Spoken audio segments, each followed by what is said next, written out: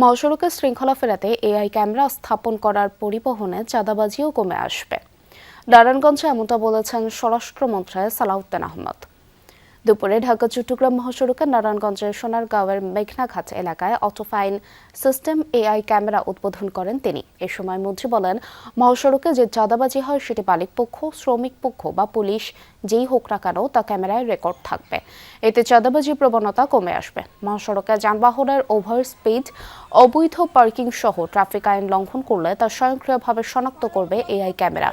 এরপর গাড়ির নিবন্ধিত মালিকের মোবাইলে যাবে মামলার তথ্য ও জরিমানার নোটিশ। উদ্বোধনী অনুষ্ঠানে স্বরাষ্ট্রমন্ত্রী আরও বলেন, মহাসড়কে কোনো ধরনের থ্রি হুইলার চলতে দেওয়া হবে না। নির্দেশ অমান্য করলে তাদের বিরুদ্ধে ব্যবস্থা নেওয়া হবে বলেও জানান তিনি। মহাসড়কে যে চাঁদাবাজি হয় সেটা মালিক পক্ষ থেকে হোক, শ্রমিক ফেডারেশনের পক্ষ থেকে হোক বা পুলিশের পক্ষ থেকে হোক, সব কিছু ক্যামেরায় যেহেতু রেকর্ডেড থাকবে, আশা করি এই প্রবণতাটা কমবে এবং আমি বিশ্বাস করি জনগণের সহযোগিতায় আমরা মহাসড়কে চাঁদাবাজি বন্ধ করতে পারব।